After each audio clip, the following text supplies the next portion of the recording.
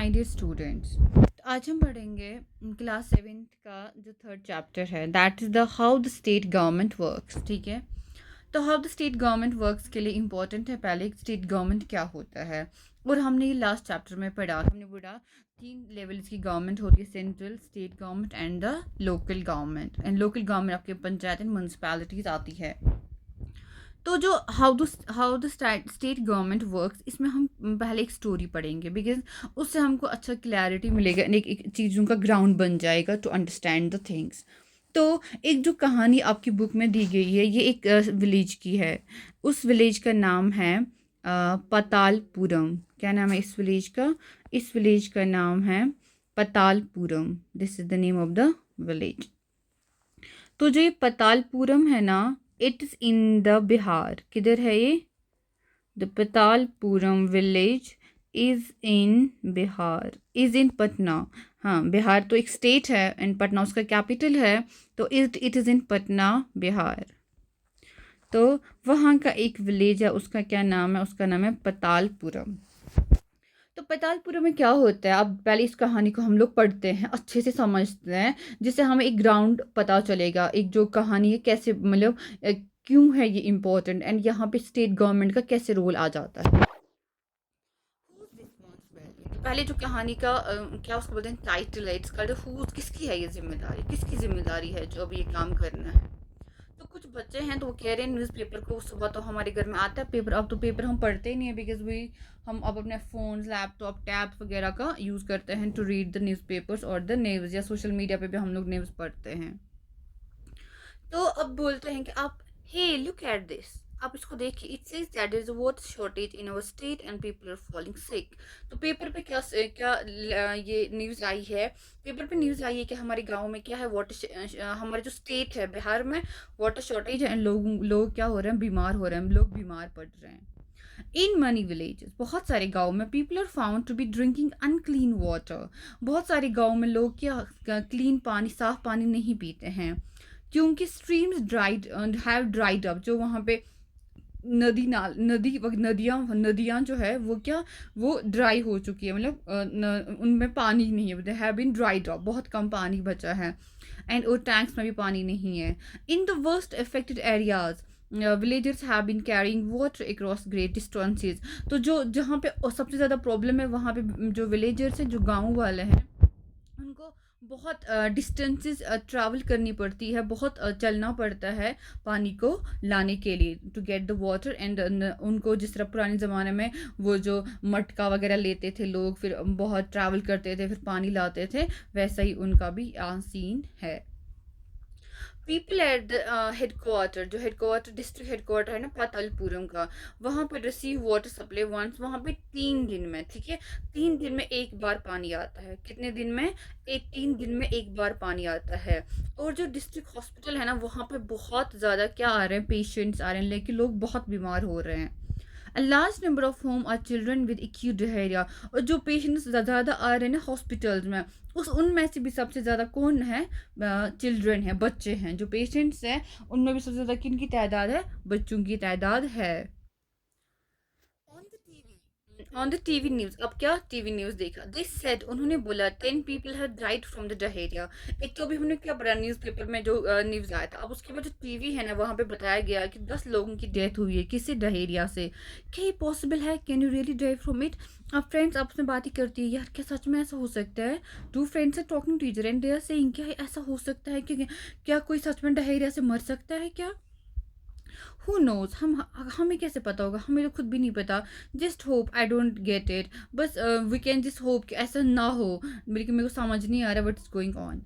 अब इसी आफ्टरनून, ठीक है, यानी 1 बजे के 12 के बाद, आफ्टरनून होता है 12 नून के बाद, 12 बजे तक नून, नून के बाद जो आफ्टरनून का टाइम आता है, मेरी माँ देखिए, एक फ्रेंड बोलती है, मेरी माँ ने बोला to have not to have an ice drink from the market, कि आप मार्केट से कोई भी आइस, मतलब जो चिल्ड वाटर हम पीते हैं ना, वो ठंडा पानी पीते हैं, फ्रिजर पीते हैं, तो आप कोई भी ड्रिंक मत पीना जो बहुत क्या हो, आइस हो, ठीक है, चिल्ड हो।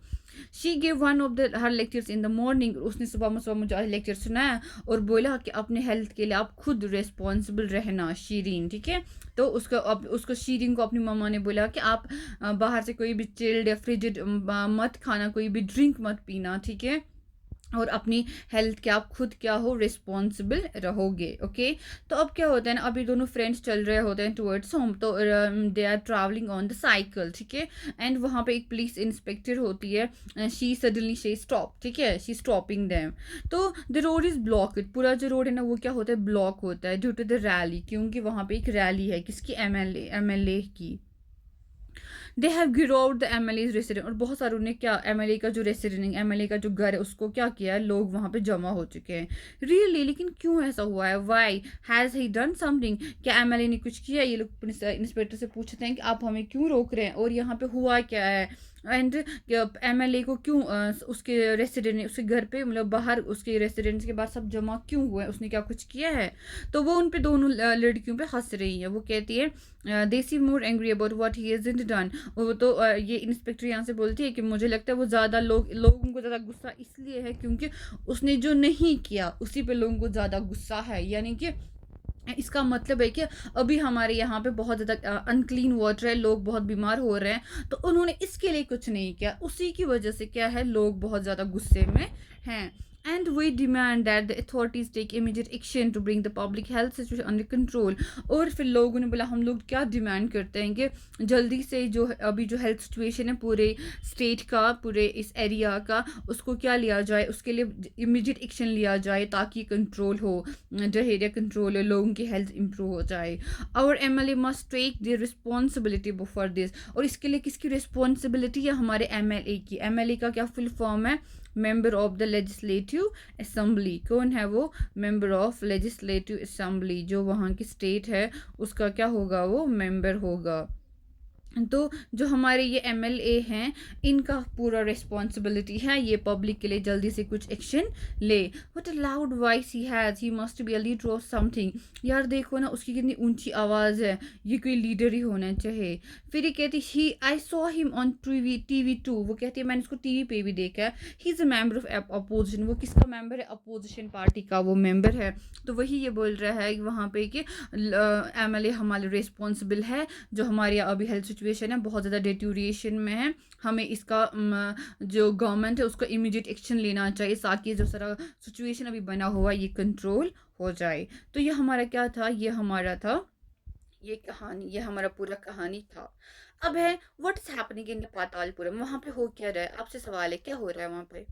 एंड ये क्यों सीरियस प्रॉब्लम है, वहाँ पे क्या हो रहा है, लोग बीमार पड़ रहे हैं, लोग हॉस्पिटल्स में ओवरफ्लो हो रहे हैं, पानी का प्रॉब्लम है। And what action do you think can be taken in the above situation में क्या आप ले सकते हो actions. And why who do you think should take this action, and कौन किसको ये एक्शन लेना चाहिए, आप इसको डिस्कस कर लीजिए। तो अब पूरी कहानी में पहला सवाल who is an MLA, MLA कौन है। तो आपने देखा जो पातालपुरम में हो रहा था, ठीक है, और जैसे आपको कुछ नाम भी पता होंगे, कलेक्टर किसको बोलते हैं, डीएम, ठीक है, मेडिकल ऑफिसर किसको बोलते हैं। क्या आपने एमएलए के बारे में सुना है, और लेजिस्लेटिव असेंबली के बारे में आपने क्या कभी सुना है। क्या आपको पता है आपके एरिया का एमएलए कौन है, डू यू नो दैट। अगर आपको पता आप लिख लीजिए एमएलए उसका नाम। एंड कैन यू आइडेंटिफाई, क्या आपको पता है वो किस पार्टी से बिलोंग करते हैं, या बता लीजिए इन द कमेंट सेक्शन। तो एमएलएज क्या होते हैं, the members of the legislative assembly, किसके मेंबर्स होते हैं, लेजिस्लेटिव असेंबली के मेंबर्स होते हैं, उसे हम बोलते हैं एमएलए। और इन एमएलएज को कौन चुनता है, इनको इलेक्ट करता है, चुनता है कौन, इंसान, लोग, पीपल, लोग इनको चुनते हैं। जिस एरिया के एमएलएज होते हैं ना उस एरिया के लोगों ने उस एमएलए को इलेक्ट किया होता है फॉर देयर पर्पस। तो एमएलएज को कौन इलेक्ट करता है, बाय द पीपल। फिर वो क्या बन जाते हैं, मेंबर्स बन जाते हैं किनके, लेजिस्लेटिव असेंबली। हर स्टेट का अपना एक क्या होता है, असेंबली होता है, एक लेजिस्लेटिव असेंबली होता है जहाँ पे वो क्या करते हैं, लॉ बनाते हैं, लॉ इम्प्लीमेंटेशन करते हैं। तो हर स्टेट का क्या होता है, एक लेजिस्लेटिव असेंबली होता है, और उनके वो क्या हो जाते हैं, पार्ट हो जाते हैं किसके, फिर गवर्नमेंट के। जब वो लेजिस्लेटिव असेंबली के बन जाते हैं मेंबर, उसके बाद वो गवर्नमेंट के पार्ट हो जाते हैं। इसी तरीके से जो एमएलएज होते हैं ना वो लोगों को क्या करते हैं, रिप्रेजेंट करते हैं लोगों को। तो अभी जो ये जो एग्जाम्पल है ना नीचे, ये आपको हेल्प करेगी इस चीज़ को बेटर समझने की। अब आप अपनी मैम से, ठीक है, अपनी क्लास की टीचर से बात कर लीजिए किसके बारे में, पब्लिक मीटिंग क्या होती है। इंडिया में कितनी स्टेट्स है आपको अच्छे से पता है, 28 स्टेट्स है, एंड कितनी 8 यूटीज है। कंस्टिट्यूंसी क्या होती है, मेजोरिटी क्या होती है, रूलिंग पार्टी किसको बोलते हैं, अपोजिशन पार्टी किसको बोलते हैं। फिर इन टर्म्स को भी बताइए, मेजोरिटी किसको बोलते हैं, रूलिंग पार्टी क्या होती है, opposition with reference to your state, और तुम्हारी जो स्टेट है उसमें कौन से अपोजिशन पार्टीज है। अब आप ये देखिए, ये आपका इंडिया है, ये आपका पूरा इंडिया का मैप है, it's a political map of India. इसमें कितनी 28 स्टेट्स है, इंडिया की 28 स्टेट्स है, ओके। तो ये वन, ये आपकी यूटी है अभी, ठीक है, this is the UT as well.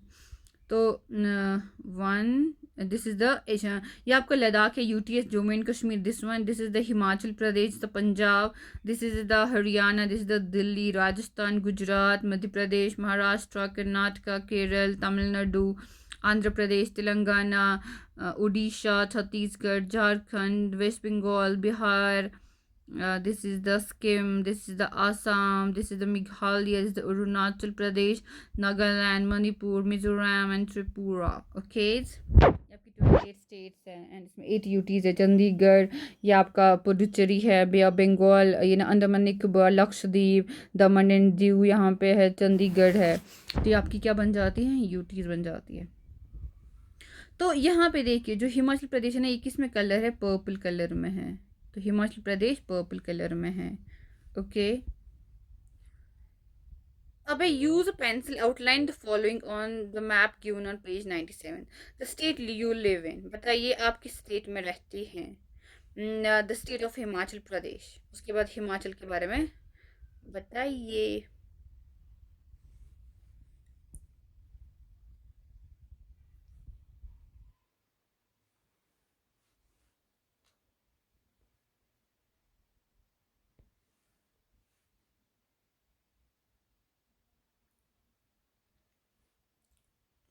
This is your Uttarakhand. तो ये आपने देखा, this is the Himachal Pradesh, ये आपके HP है, ठीक है, Himachal Pradesh in the purple, okay.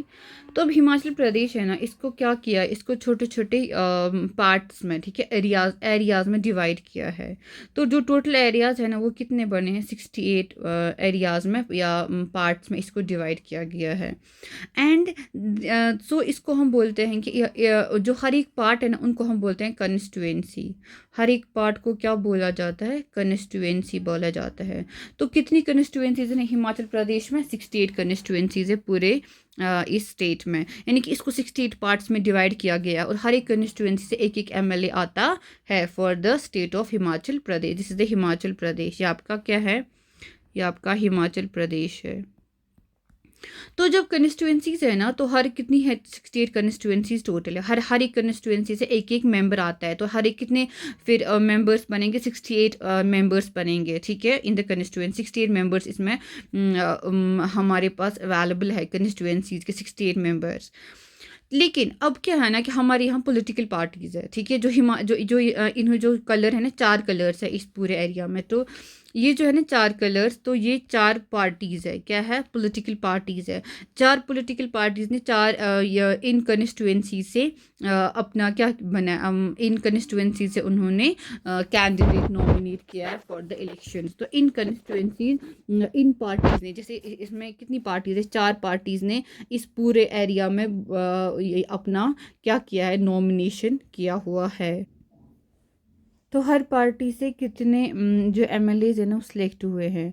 तो BJP से 44, INC इंटरनेशनल कांग्रेस से 21, and CPI communist party of India Marxist 1, and independent जो किसी पार्टी से बिलोंग नहीं करते हैं उसमें कितने हैं, 2। तो टोटल हुए कितने, 68। टोटल क्या हुए, 68 MLAs, 68 कंस्टिट्यूएंसीज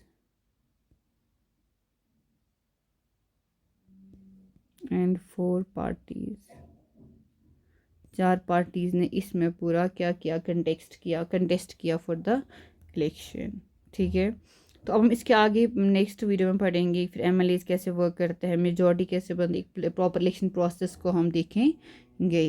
तो this is how the things work. That's all for today, have a good day.